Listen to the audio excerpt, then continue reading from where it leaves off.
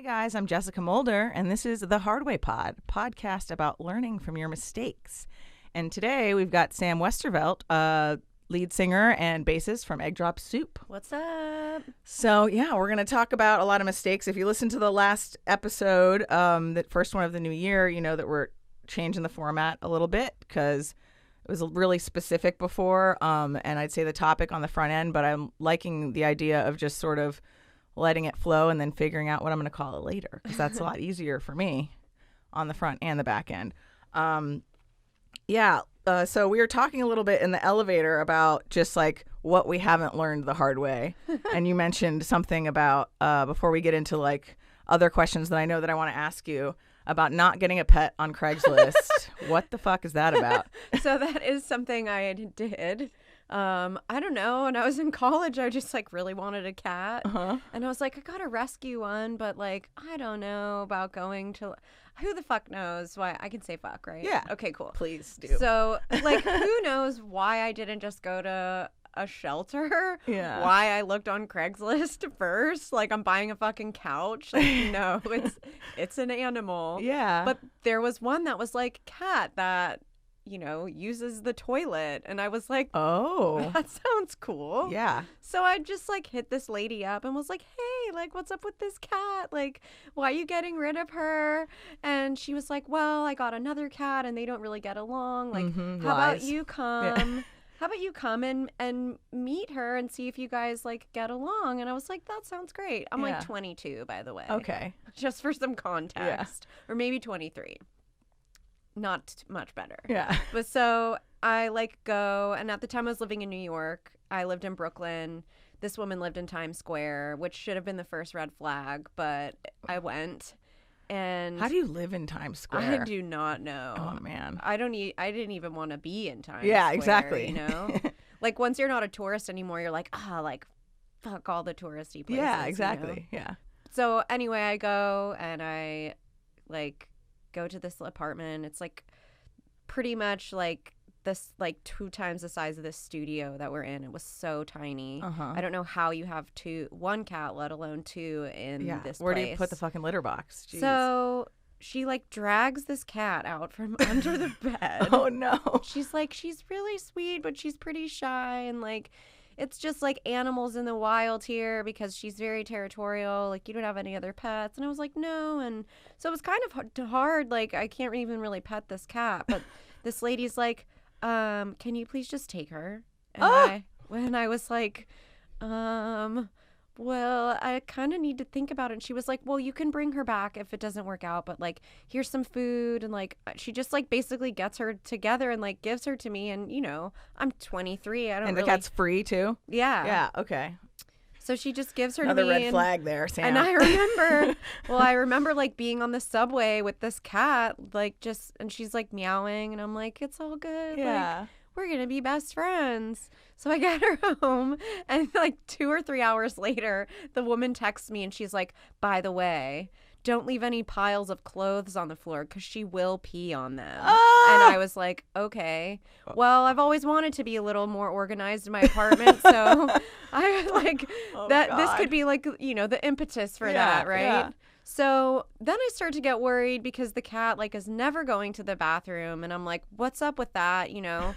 Every now and again, like I'll wake up in the middle of the night and hear some like turds plopping in the toilet. So she would use the toilet, which was like, that's right. I forgot about the toilet. Yeah. I was like, no litter box, like what's up? Yeah. But then I was like, but shouldn't you be going to the bathroom like every single day? Like, yeah, you know, like you eat a lot, like you love food. Why aren't you pissing and shitting like a normal animal? Yeah. You know? So I take her to the vet and they're like, yeah, like, maybe you should have a litter box just in case. So I got one, and she never used the toilet again. Oh, wow. But she would pee on my bed anytime I was not home at a decent hour for her. Oh, wow. Retaliation. She was big on that. Yeah. So you never ended up giving the cat back? I didn't. I wouldn't be able to do that either. Yeah, like, it's like this lady shouldn't have had this cat. Yeah, and then she like moved to Pittsburgh with me, the cat, not the lady. Yeah. Whoa, big twist. And you know, I moved there with my ex, and I don't know if he still has her, but once I moved out here and he was like, can I keep her? And I was like, sure. Yeah, please You take got this maniac. Because the other thing that was crazy was that this lady was like, yeah, she's like 4 years old. I don't know. She was rescued. She's like 4. And I was like, cool. Like, I still have so many years with this cat. Yeah. And I take her to the vet, and the vet's like, how old did you say this cat was? And I was like, she's like 4, maybe 5 now. And they're like, she's like 9 or 10. Oh, she is 1,000. Yeah. Like, I was like, what? Well, that's a cat that's going to like pee everywhere too, because they're like getting more cranky in their old age. God, she was wild. Her name was Sophia. Yeah. That's like the things that people don't want they put on Craigslist. Definitely don't get pets there. But that's like, it's crazy though when you see them talking about them going in the toilet. Like, I had a cat with my ex and left him with her, or left her with him. Yeah. Whatever. I left them both. And we were trying to, because I hate the litter box. I've had cats and dogs my whole life. But I just always hated that, like, just like when you're cleaning it and it's just like blasting back in your face and they're like, this is dust free bullshit. Yeah. You know, it's not. But we're trying to train her on the toilet, and it's like this system that you like kind of set it on top, which is really gross if you only have one bathroom, because you have to take that shit off all the time. And like you make the rings like bigger and bigger until you just take it away. And she was doing well, and she would always pee in the toilet. But then, like, it's like she was so fat that when we took away too many rings for shitting, she'd be like, nah. And she'd just shit right in front of the toilet. And I was like, how often am I going to be cleaning shit off the floor and just be proud of this thing for going pee in the toilet? So that was a whole other situation that I was like, that's it. We'll get a litter box. It's fine, because this is not worth it. Like, it's not like, what is it? Meet the Parents. Right. This cat is not flushing. Jinx. Is that cat's name? Jinxie. Yeah. Oh, man. Well, yeah, good lesson, everybody. Mm-hmm. And especially if, like, the lady's like, can you just please take this? Oh, my God. And she's dragging it out from under the bed. So it was many like, red flags. So, I know. Yeah. Yeah. It was crazy. So, yeah, there's a bunch of questions that I want to ask you and know about. So, guys, just some background. I met Sam because Travis from the last episode, my boyfriend and recording engineer, he brought Egg Drop Soup into his studio. And so I got to know her and her band, and they're really awesome. And I'm hoping to bring them on at Golden Beat and record them all together and stuff in future episodes. So that'll be a cool plan. But anyway, just in us talking, like hearing about all the places you've lived and everything you're doing, because you're like the manager and all this stuff. I want to get into how you handle that and lessons with that. But how did you get to LA? You said you lived in New York, you lived wherever. Yeah, I lived all over the East Coast. So I was raised in Louisville, Kentucky, but I was born in New York City. So I always really wanted to go back to New York. But before going back to New York, right after graduating high school, I moved to Toronto, and I lived there for film school for a couple of years. Oh, wow. And then once my program ended, you know, my student visa had expired. So I moved back home. And after being out of school for like 9 months or so, I was like, I got to go back to school. You know, I'm just really bored. Like, I worked at like a talent agency in town, you know, it was like, because I always wanted to be. But you were in Kentucky. I was in Kentucky. As like you went to film school and you're like traveling, you're like, this is so boring. Yeah. Fuck that. You know, I got love for my hometown, but I needed to broaden my horizons once again. So I started school in Louisville and then transferred to Hunter College in New York City, and that's why I wound up there. And then I wound up falling in love with one of my philosophy professors. Oh my God. We got in a relationship. And... That's your ex with the cat? Yeah. Oh my God, I need to hear so much more about that. I mean, what is there to say? Well, you know? to me, it's like I've never. Well, he wasn't like an old. Yeah, I was about to say. Yeah, I'm like, how old was he? He was like younger. I think he was like 8 years older than me, so not that crazy. You know, he's in his early 30s. I was in my early 20s. Yeah, not too crazy, but like I don't know how people get like, because my friend Bianca, who was almost gonna guest host today, was in a relationship in high school with her teacher. Whoa. Yeah, and it was crazy because he was like became a little obsessive and was into like BDSM. Guys, Whoa. episode 3, don't shit where you eat. Okay, it's a very interesting story. And like I just never. Maybe I never really looked at teachers like that. Like I definitely thought I had hot teachers, or maybe I just wasn't the type that teachers would be interested in. But it just never occurred to me that that would ever happen. And I have had several friends that are like, yeah, I hooked up with my teacher, and I'm like, how? How did you even get to that point? You're like studying alone with him? I mean, I was definitely very actively like go to office hours and like, you know. So you picked him up, so it was like you. Oh, 100%. Oh, okay. Yeah. I like, it was like first day of class and I was like, this guy's hot. Yeah. You know? Like, and then he's smart because he's a professor. Right. But like, you know, you think that you know so much about a person just by the way that they teach or, you know, the things that they're teaching, what their curriculum is. And you know someone on such a limited basis when you're just going to office hours and you're talking about, I mean, it was a philosophy class. So we got into like a lot of different things, but who he was in that context and then who he wound up being as a partner were like very different, you know? So I kind of fell in love with this idea of a person versus like who they actually were. And so anyway, when I graduated from college, he got a job in Pittsburgh and I was like, well, I don't know what I'm really doing with my life. So, and I still had these aspirations of wanting to be an actor. And by that time I had started writing music, but it was really like very much on the periphery for me. But, and that's a good story actually, how I got into doing that. So we can get into that in a because that's my next question anyway. Yeah. So perfect. Yeah. So, but, basically, like I moved to Pittsburgh thinking I can get in on the theater scene there, which they have.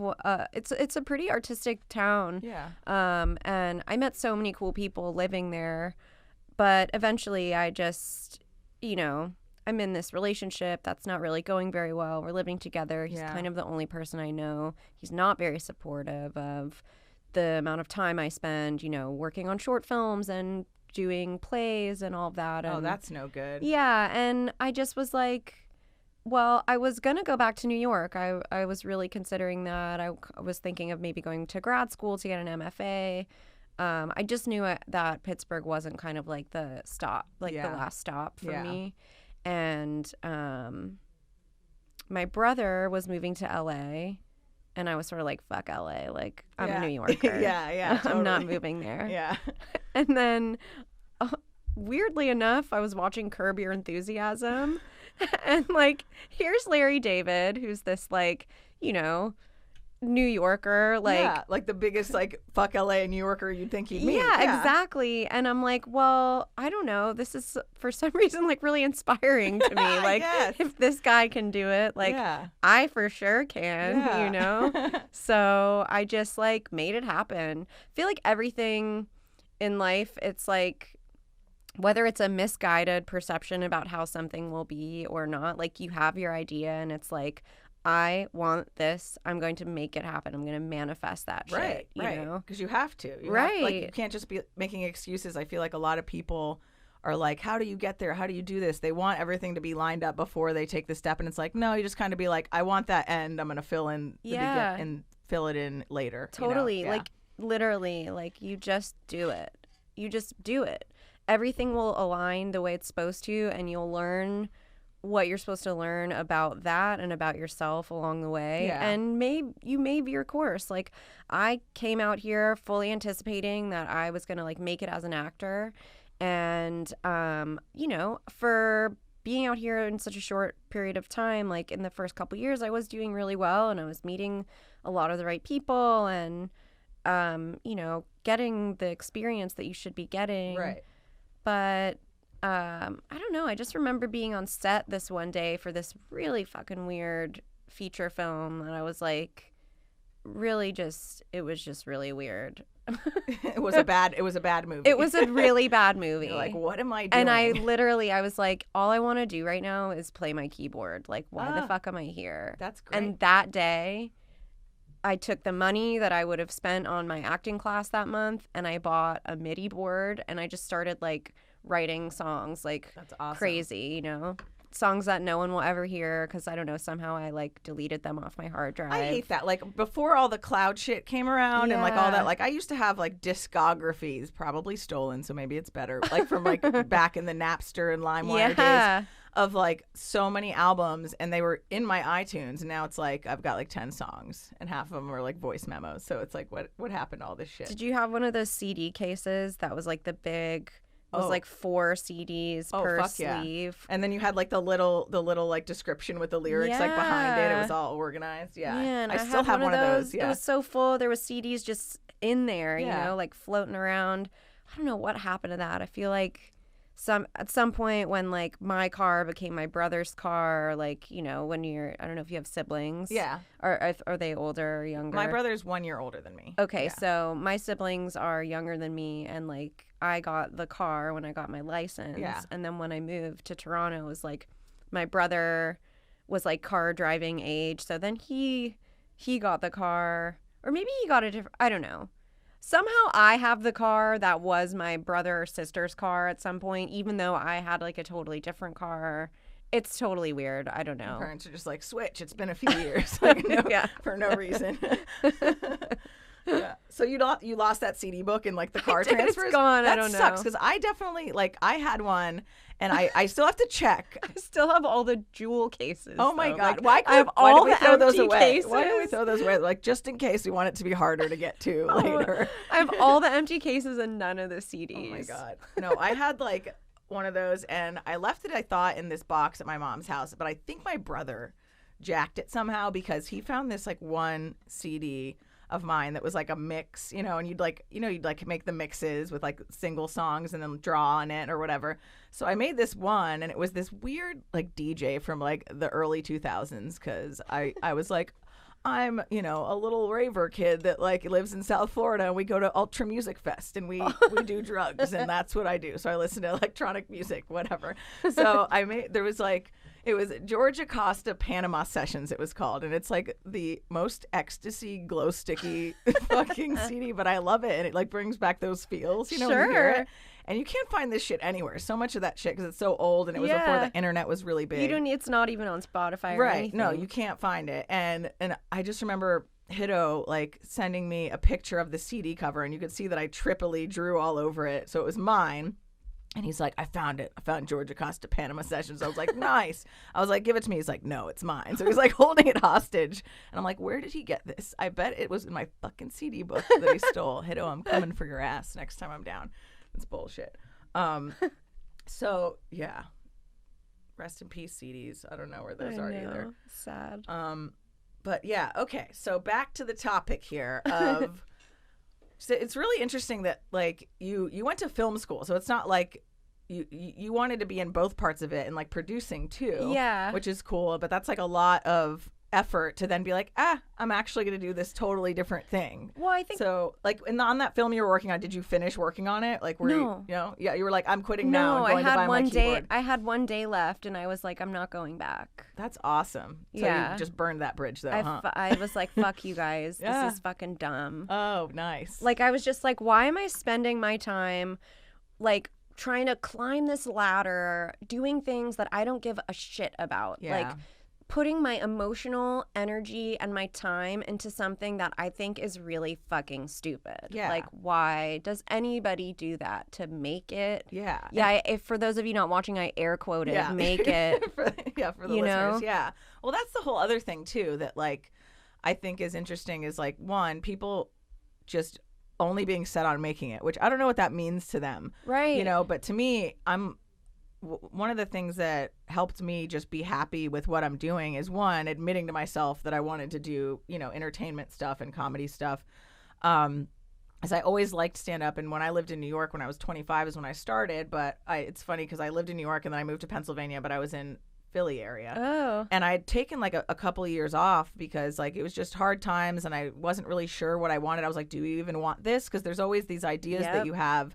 And then it's hard to like disconnect from that identity, you know? Totally. I considered going to get a PhD in philosophy at one point. Yeah. And I had so many professors in college like, why aren't you doing this? You're a woman. Please help our genre. Yeah. Like, you know? And so you're like, oh, this sounds like a good path. And like, I mean, I don't know what your family was like, but for me, when it comes to entertainment stuff now, my mom is like super supportive. And I would never say wasn't supportive, but one, growing up, like it just never occurred to me that comedy or entertainment was an option because my family was very business oriented and everything was like, yeah, but you have a day job, you have a real job, and then like everything else artistic is a hobby.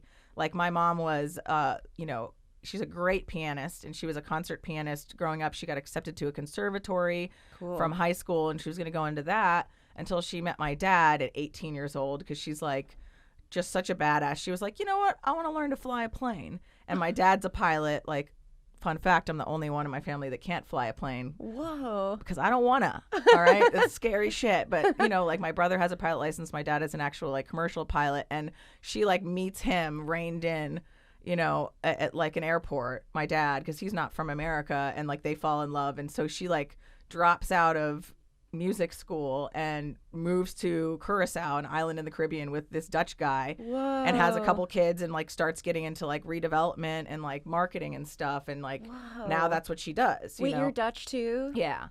And so that's where me and my brother were born and all that. And it's like, so she switched from like the creative and was like, no, I have kids, I'm gonna be businessy. And so everything always came with, no, but you should go to school for like law or business or medicine. So it was never like, even when I was going to college, I didn't know like, oh, I'm so passionate and I feel confident in this, I'm going to pick a school that has this thing that I love. I was just like, well, this is a few hours away. I have to go to college because that's what you do. And, I have a scholarship, might as well.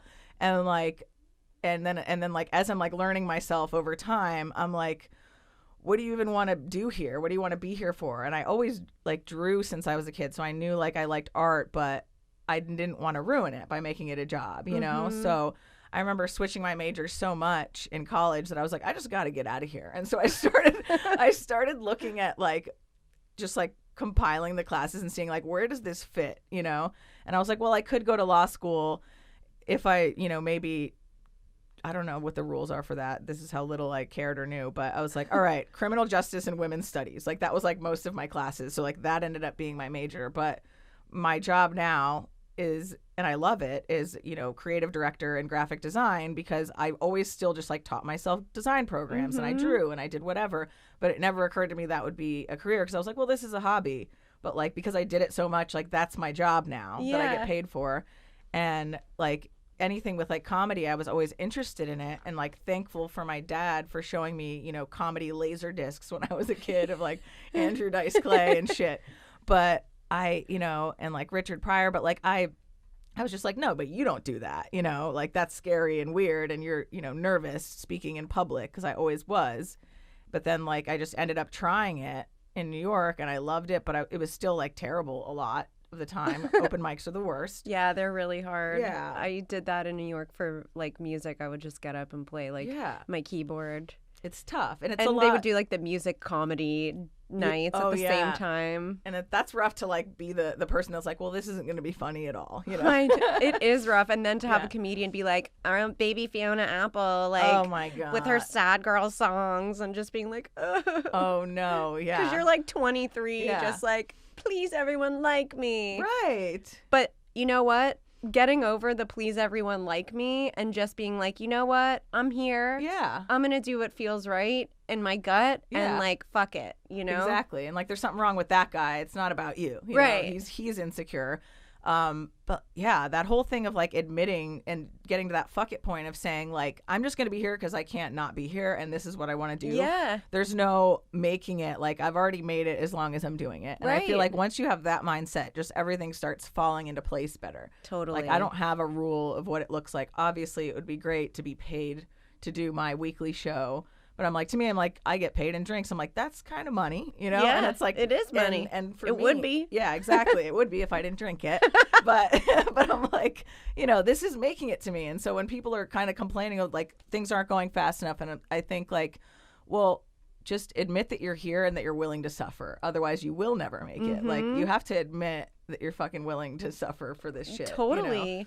And work hard, like. You have to just, I don't know, everything I do is so much like instinct. Like I don't really know what I'm doing, like whatever that means to know what you're doing. I don't have no idea, right? But like it just, I'll get like an inkling like, oh, I should look this up and see what that's like. Or like, we're booking now our 4th tour.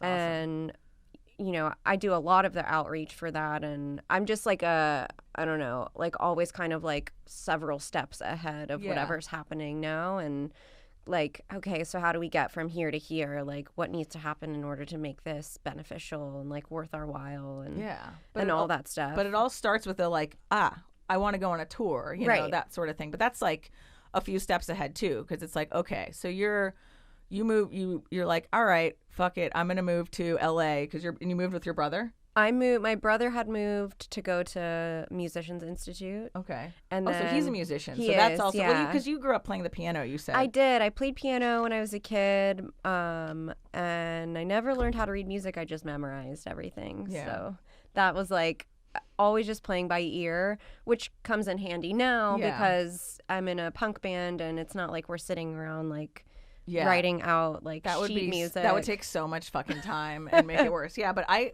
agree with you with the whole, reading music. Like I learned to read it, but once I learned it, I'd memorize it too. So like you couldn't just show me anything without it being like taking a lot of work for me to do it. My mom bought me or maybe she just had it and she gave me like blank sheet music, and I'm like, what the fuck am I going to do with this? This is going to take 4 days. I still I'm just going to play have the song. Yeah.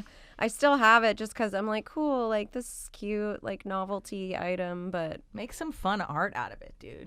Frank Zappa, who's like one of my heroes, he used to just like make stuff up on it, and like he would write like the craziest sounding shit that didn't even sound good, but he was so visual that he would like write it out in that way before he ever even played it, and would just, I don't know. So before he played it, so not like figuring it out then writing it. That's crazy. No, he was a genius. I would watch the documentary Eat That Question if you ever have the chance. It's so good. I like that title too. Yeah, it's all found footage of him in different interviews throughout his career, and it's really cool. That's awesome. Yeah. All right. So keeping us on track here. So he's in music school. You're now in LA, and at first you're going there for acting because that's your intention. Yeah. I was acting. I was in acting classes. Yeah. Some of my best friends who are out here I met acting. In fact, Olivia, who is one of my band members, bandmates. She and I met on set. It was the first thing I got hired to do. Oh, wow. Like just extra work, But she was there basically doing the director a favor. I thought you were saying doing the director. I was like, damn, Olivia, get it.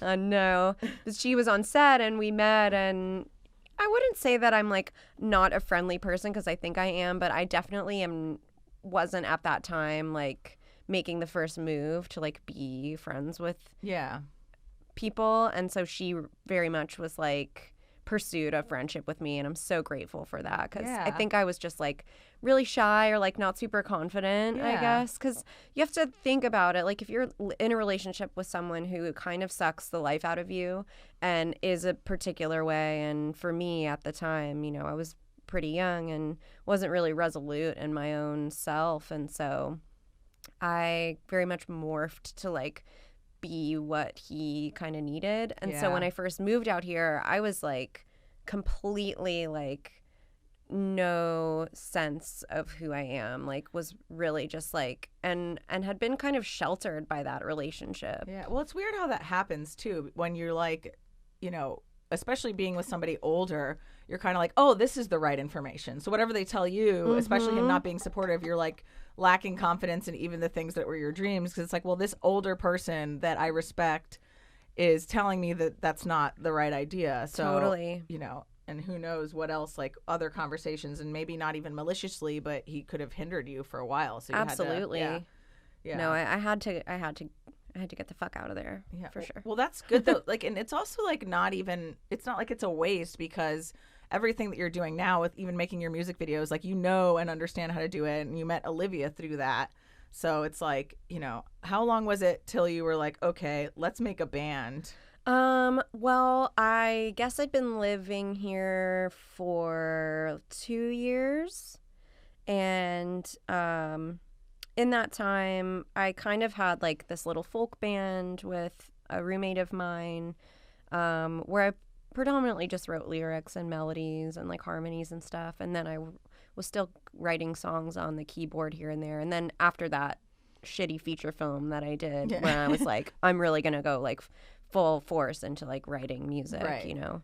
So Olivia knew that I worked like that I was a songwriter, and it's just so crazy. I don't know. I just fully believe in like the power of the universe, because The universe is smart. I had like not been acting for like probably 4 or 5 months at this point, and I was like, why am I in LA? What am I doing here, you know?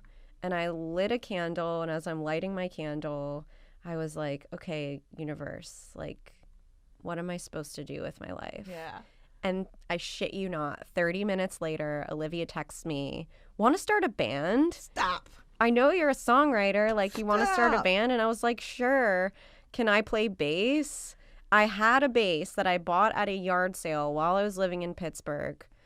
I'd had this bass for like 3 years and had never touched it. I didn't know how to play it. Like, let me play this instrument that I don't know. I was like, I seriously, I was like, can I play bass? I have a bass. I've been wanting to learn how to play it. I've had it for all these years. Like, you know, what do you think about that? And she's like, totally. Like, my friend Marissa, who is now in this band Mannequin Pussy, which is fucking amazing. Awesome. Check them out. They're like just all over. They're like about to go on tour for like 5 months or something. That's like, awesome. They're amazing.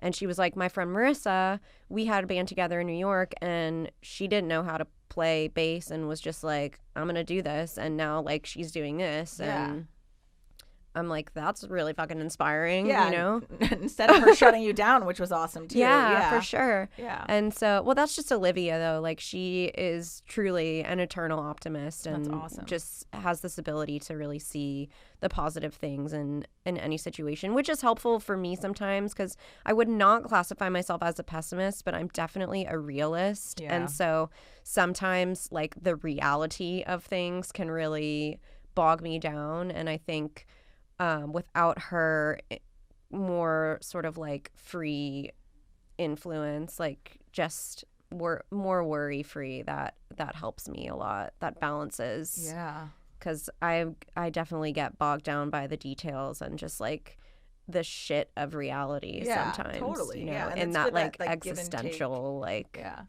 So that's good. But yeah, so that's how that started, and we started a band called The Pinks with 2 other women, which was so much fun. And as like to have that be my first experience, you know, as I said, I was part of like a folk duo, but way different than like plugging in an instrument. Yeah, because you said you were like, just writing lyrics and stuff. You weren't necessarily. Totally. Yeah. But like I didn't have, you know, it was my first time playing something with strings, and my first time playing with 3 other people and collaborating in that way. And man, that was like school.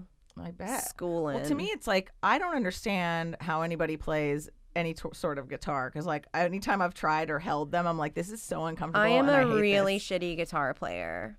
I can play a guitar like a bass, Oh. but I couldn't even tell you how I learned how to play bass. I just picked it up and just started playing Which it. is also crazy too, because of like, to me with the piano, it's easier because of the keys. You can see everything. Yeah. Where it's like, I don't understand the string structure. I'm like, this makes 0 sense to me. But that's so badass that you're like, I just want to learn how to do this.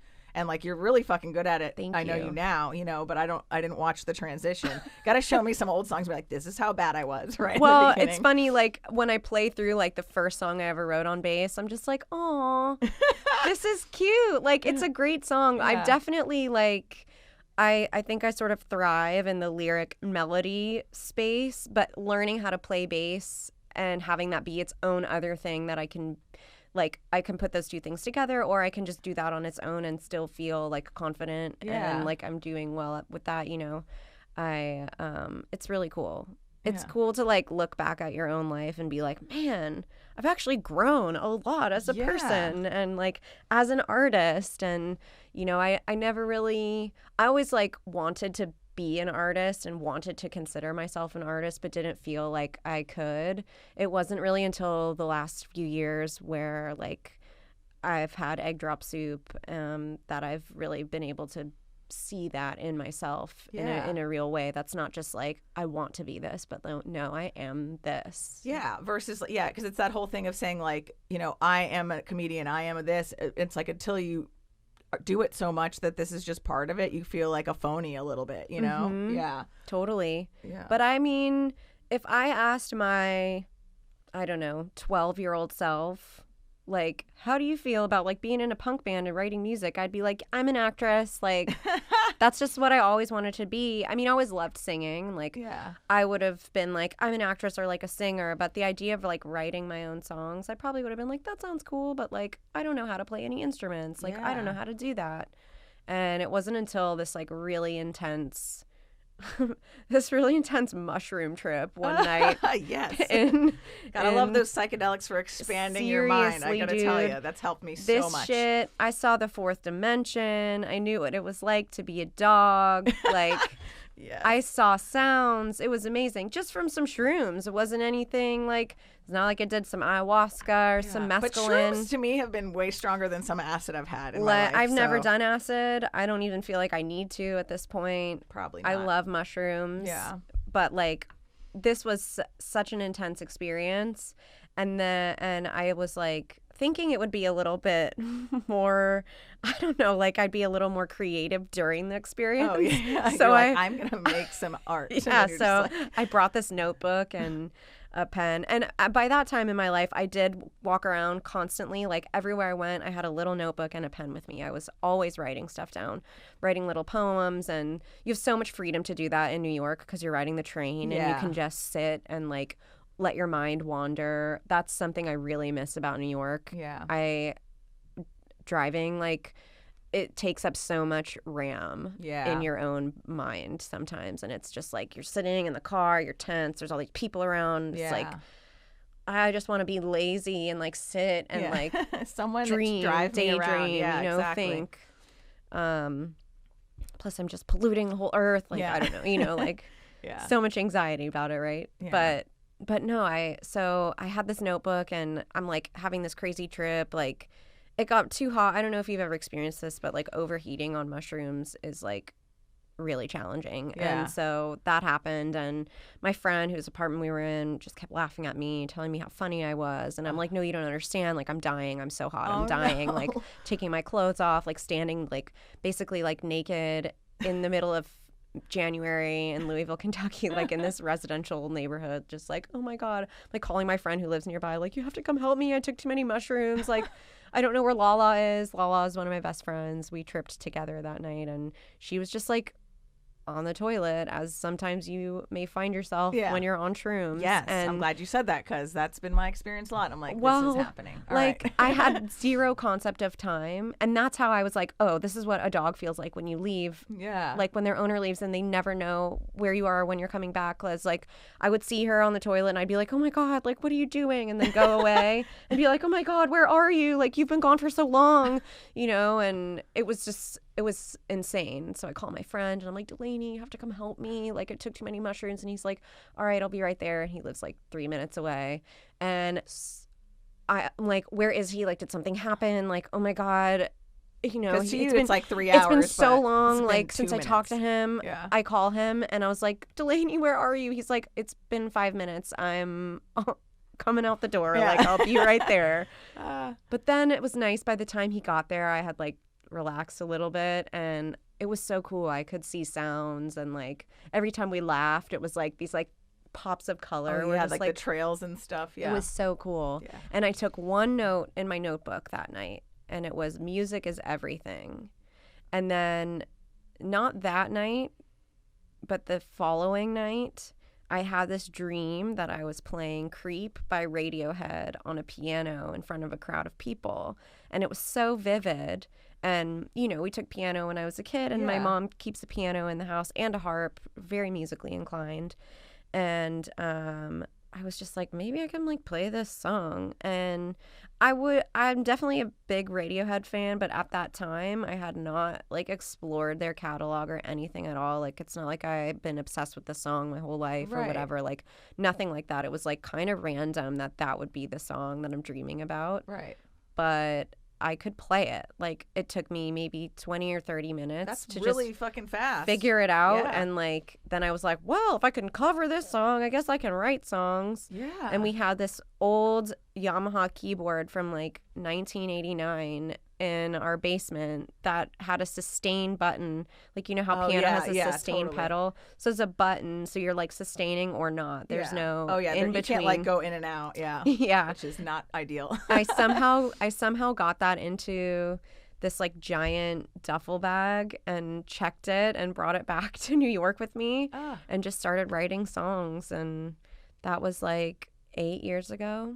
Wow. That's so fucking awesome that like you just had this idea and then the dream. Like I'm big into like I've always had vivid dreams and I'm really big into paying attention to them because I've had dreams about performing too, and like that kind of led me, and also dreams about like things that, you know, being in relationships that I'm like, this keeps recurring and something shitty's happening and I'm ignoring it, but like then I find out later it's true and I'm like, how am I like a little bit psychic here? You know, it's like if you ignore it in your waking life, that shit just seeps into your brain. It's like, I'm going to make you listen. Yep, totally. Somehow. Yeah. I mean, I think dreams are so important, and I feel even though I've had many dreams that like are psychic and like are so scary that I feel like I like shut my brain down to like more, like I'm just now starting to open myself up to that again, because I've had dreams that were so psychic and scary that I'm like, I don't want to know. Yeah, well, because then you have to do something about it, right? You know? Or you can't, and that is equally as shitty feeling. You know, like I had a dream back in 2016, and when I woke up from that, I knew Donald Trump was going to win the election. Oh man, and it was so sad on election day because I had been registered in the Green Party, but I re-registered as a Democrat so I could vote for Bernie in the primary. And then I did vote for Hillary because I just felt like a vote for anyone else would be a waste. Oh, totally. But I remember like stamping the thing and just like tears welling up in my eyes, and I called my mom afterward and I was like, I feel like such a fraud. It's not even what I wanted, but I did it and it's not even gonna help. And she's like, no, it is. And I'm like, it's not. Yeah, you knew. I knew it. And no, that was like a rough day. I remember I was in Amsterdam, where I was like just outside in this place called Ardenhout because I'd just gotten divorced, or I was like in the process of it, and I was like trying to get my ex to move out of the apartment because he was driving me fucking nuts, and he's like useless and is like, I can't find anything, I can't whatever, just like doesn't have any sense of like initiative or anything. So I'm like, well then I'm gonna go, but I'm like knowing that I have to pay for like half the rent because he's gonna screw me and not pay for it. I'm like, I'm not gonna get another place in LA and then have you like come try and find me. Like I'm gonna go put an ocean between us. So I just like moved for 6 weeks to Holland, and it was like, I'll work on my Dutch. I haven't really practiced it since I was a kid, so I suck at it, you know, and just like rented this lady's like artist studio that she turned into a room for me in like winter time, so it was cold as shit. And I remember watching like, and this was like during all this, I was I always used to have a lot of panic attacks, which I don't have anymore, but lots of therapy for that to get rid of that and get rid of the Valium, but which was helpful, but you know, a Band-Aid. And I just remember like thinking, like watching it closely till like 4 a.m. And then I was like, you know, I'm just gonna I'm gonna go to bed. He can't, like, it's impossible. He's such an idiot. How can he win? And then waking up and like, if you've ever had a panic attack or been really anxious and it makes you like nauseous and throw up. So like I woke up and I remember just being like, no, and I like threw up, and then I was like crying. I was like, why is this happening? And especially being over there during this, like everybody in Holland was like, why the fuck is this guy even in here? Right. You know, and they're like, this is embarrassing and scary. Like you know, we're near Germany. We've seen people like this before, all this stuff. And so like they were kind of freaking me out too by being like, can you even go back now? Like that sort of shit. And I was like, don't scare me. I'm already too neurotic, you know? But yeah, it was like really emotional. And I'm like, I don't remember, maybe because I was too young, ever being that emotional about stuff in relation to politics. Maybe when Obama got elected and I was like, yes. But yeah, no, it's fucking scary shit, dude. Yeah, that was really intense. Really intense. Still is. Yeah, still is. Get rid of him, guys. Let's get rid of him. Everyone vote. Yeah. Please. Yeah. And pay close attention to your local and state elections, because those are actually the people who make shit happen. Yeah, and also make the day-to-day shit that's going to piss you off change. You know, it's like this stop sign that popped up. That was some city voting, dude. You know, you weren't there for that. But yeah, no, that guy's got to go. Yeah. Oh, man. We learned a lot, though.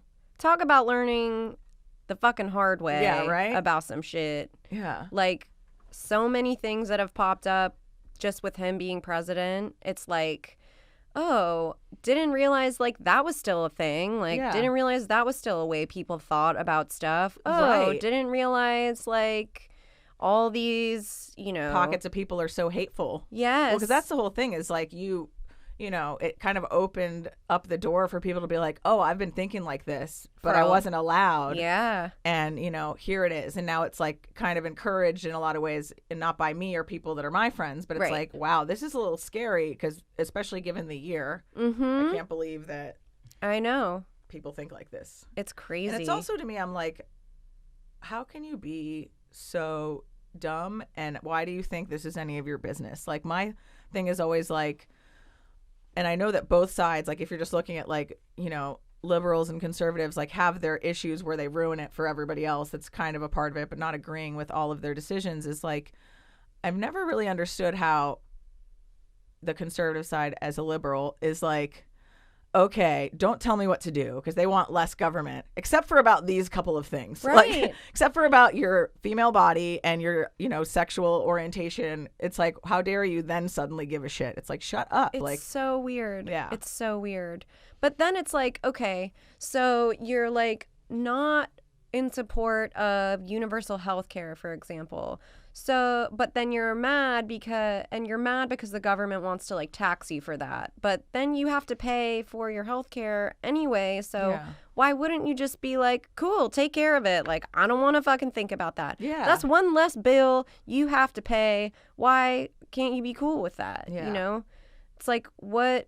But I don't know. It's like the idea of like your choice being taken away from you. Yeah, and like the slippery slope of like, well, then they'll take our guns, and it's like, listen, nobody's trying to take your fucking guns. We just want to ask more fucking questions. And also, who do you think you are? Why do you think you need all these? Like, why do you need all the guns? It's ridiculous. But even if you feel like you do, like, someone should check you out for that. It's like, if you're not doing anything wrong, answer the questions. Exactly. Yeah. That's like, I was listening to NPR on the way here, and it's like, to get inspired for some talk radio, you know? Yeah. But no, it's like crazy, this impeachment stuff. It's like, okay, if you didn't do anything wrong, then why can't you have more witnesses come and like testify on your behalf? But duh, the more shit that comes forward, the worse this guy looks. Yeah. And everyone just wants to get reelected this year. So it's just like, the law shouldn't be political, and it's being completely politicized at this point. And it's like anyone who doesn't follow it closely or wasn't educated about these things is just gonna be confused and probably angry and like not know what to look at, like not know where to look for any sort of truth, you know? Right. Well, that's the whole thing too, is that like there's so many different problems with it that it's like, where do you start? Because, you know, just given that the news just gives false information, and then there's like fake, you know, articles out there that nobody looks into, you know, on all different levels, and it's just like people just get irate and they share it. And not everybody is resourceful or like questioning. They're just like, this is what I saw, this is what it is, you know. And it's really alarming to me that like so much information can come out about this guy, but then people are in denial about it or make excuses for why. It's like, well, the liberals are just making it up. It's a smokescreen. It's fake, you know? And it's like, no, like there's no sort of checks and balances for making sure the information we're getting in the first place is even right. So of course, and especially when they have both sides put out fake shit, how do you trust anybody? Right. But at the end of the day, it's like, look back to just really think about it and see how a person is acting should be enough. But like when things are cut in a certain way and shared in a certain way, you almost don't even really get all the information. And I remember learning something really interesting, because this kind of fucks with me with religion too, because I'm not religious. I used to be super atheist, but I've since pulled back on atheism as a, not that I still don't believe in God, or that there's like, you know, I think religion, if anything, organized religion is more of a problem for everybody, because it creates like this separation where everybody's like, but I'm right and I'm right. And I'm like, how can you be that naive to think that you in this pocket is right. Like, these are just stories or that to make naive to think that like you're right and everyone else is wrong. Right. If you really believe in God the way that you talk about this God, Yeah. then like why didn't that God just create all those other ideas? Yeah, anyway? and so to me, so I'm like, can't those things coexist? Like, everybody's exists, and there's many, and like, you know, there's just no room for that, and it just comes down to like, oh well, this person's wrong, and I must tell them that they are, and so it just creates so many more issues, and I just think it's like, I get it. It's hard to be here and be like, why the fuck are we here? Where are we going? And whatever gets you through your day, man. But like, don't be that stupid, for lack of a better word, right? To think that you're just so right in this little area. Like, you don't, you know, this is just to make you feel better and to kind of guide you, but it's also not.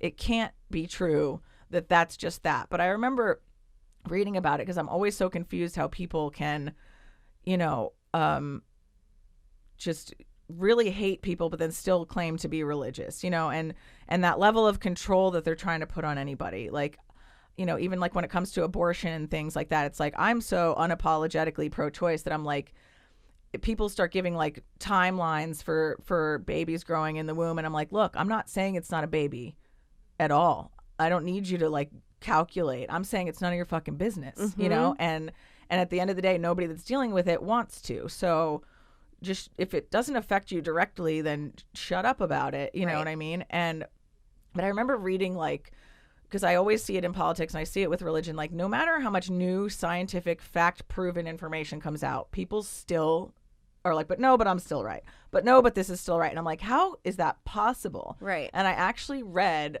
online, and I was like looking into it further because, again, I was like, where's the source of this, like, you know, coming from? And it's like, there's been studies that scientists have found that people that are like super fundamentally religious have like an underdeveloped prefrontal cortex in their brain, so it's hard for them to adapt to new information. It's almost like a stress response that they're so tied to it that they will come up with any workaround to make it true. Wow, I know? have never. I would love to read that. I've never. And I'm like, that's like, that makes a lot of sense, because no matter what facts you hear, you see people being like, yeah, but this, or yeah, but that. And like, yeah, but, you know, they come up with a workaround that makes it true, at least to them, so they can get through it. Because to not would have to like dismantle their whole system, you know, which is stressful. I get it.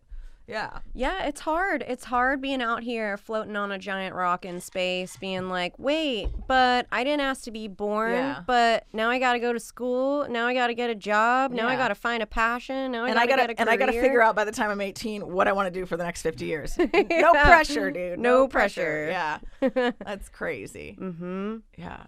It's wild. How did we survive this long? I'm like, I don't I'm like know. 35, and I'm like, how did you get here? Oh man. I don't know, I'm gonna be 32 this year, and it's like, man, that is. But anytime I never complain about age, because I don't really. You were talking about this the other night at your show. It's like, I just don't think about it or like care about it. It's like, okay, like one more rotation around the sun or whatever, like woohoo. But I'm not like, oh, like I'm so old now. Yeah, no. Like, because that's such a frame of mind. But my stepdad will always be like, try being 60 blank, like whatever. I can't remember how old he is, but he's in his 60s. Yeah, once they start getting too old, you have to like back up to the day that the year they were born. It's like, this is too complicated. No, but that's too much math. I can't do it. My mom was 50 for like 10 years to me, because I was like, I can't with my this. mom's about to turn 60, so she'll be 60 for the next 10 years. Exactly. But yeah, like he's like, try being like whatever my age, because I still feel like I'm 15, and I'm like, it's crazy. Yeah, so do I. Yeah, you know? I feel so young and like confused still about everything. Like everything is just, I don't know. You go through all these experiences, and you're like, it's like everything's like piled on top of the foundation of like, I don't know, this like one experience you had when you were 15. That's like, this is me forever. Yeah. Yeah, it's crazy how that works though too, because like the fact that your dad's like in his 60s and is like, I still feel 15. It's like, I never really care about aging, and I never really have. Maybe I will at some point. Just like I've never really wanted children, and people are like, you're gonna, and I'm like, still counting. Seriously, I'm like, I don't think I'm built for that. You know, I am like 100% with you on that. Yeah, and I just think some people, like, that's not their journey. You know, and but yeah, I always think like, I go through these cycles of like, I know that I'm growing and I know that I'm getting confident and smarter and deciding what I want. But it's like sometimes it changes and it kind of throws you for a loop. And you go through these cycles where like, I'll be nervous or insecure about where I am. And I'm like, why am I even doing this? What's the goal? Totally. And it's not that I don't like it. It's like, what do I want out of this? Like when I think about like with stand up, I think about that a lot because people sometimes will say to me like, you need to go to more mics. I don't see you around that much, And I'm like, first of all, fuck off. Second of all, I'm like, yeah, but like, I don't like I did that, and not to say that I'm better than it or above it, but like I did that in New York for a couple of years when I was just starting out, where I went to several open mics a night and I suffered, and and I'm like I've been learning in my older age, like not that I'm old, I'm 35, but like what do I want out of this and how do I want to make it be? Because I don't think it has to be shitty. I don't think I have to suffer. I don't think I have to go on a Fleabag tour. Right. Like if I set a comedy tour, it's going to be on my terms and I'm going to organize it and I'm going to like it. And certainly things are hard. I still bomb often, but and I still feel insecure and like less of a good comedian if I don't go to as many mics. And I know that I am better and more tight when I do, but I also know that I really thrive in the hosting space and the producing space. I know that like having the structure of doing it every week really helps, but I'm like, what's your ultimate goal? Is it to just be a stand-up comedian? And I'm like, no, it's not. But that's supportive and like scratches an itch for me in a way that I'm like, I'm not going to quit though, because I really like it, and any opportunity I have to like be better, I'll take it. But it doesn't have to look like just like this thing, right? Like it doesn't. I don't think any of our lives have to look like a life that has happened, like where someone has done something similar prior to that. Like we're in such an age of like this like gigging, ideal or whatever, and it's like I'm just about the like hodgepodge of creativity and like, not to say that you should stretch yourself thin over a bunch of different industries, but like if you like doing multiple things, then just do them. Yeah, like, which is hard. Like, because it's like I'm, a designer and I'm like, I'm a comedian, but I'm also like, doing a podcast. And it's like I have all these little things that I'm like, how do these all fit together? I'm like, oh, you don't just have to be one thing, right. But it is tough with like, because I'm looking for new jobs now in LA because my company is in Florida right now, and it's just like time because I've been there for a few years to like move on to something and try something a little different. And I'm like, I have to have like a separate website for like my art portfolio because I'm like, these people don't want to hire my bitch ass comedian stuff. They're like, we don't want comedians in here. But I'm like, oh, is that weird? Like, is it going to be harder to get one because they're going to see that I have a comedy website and be like, well, is that what you really want? And I'm like, no, I want, and I have the capacity to do all of these things, Yeah. I know that's what's weird, right? It's like, that's what's so hard about being brilliant. We're just too talented, Sam. Shit. All right. Well, we're running out of time here. This has been so fun. I know. Is there anything you want to promote? Give me like your Instagrams, things like that. This will come out on Tuesday. So if there's shows coming up after. Okay. Yeah. So, Egg Drop Soup can be found on Instagram at Egg Drop Soup LA. All one word, Egg Drop Soup La. If you want to follow me personally on Instagram, you can find me at Lil Big Gulp. I love that name. It's so funny. Thank you. Ned came up with that. Hey, babe. Like he's listening right now. Yeah, he's got it. Our next show, let's see. Well, this comes out Tuesday. So our next show is on February 2nd at the Echo. We're playing with this band Pearl Earl out of Texas. They're awesome.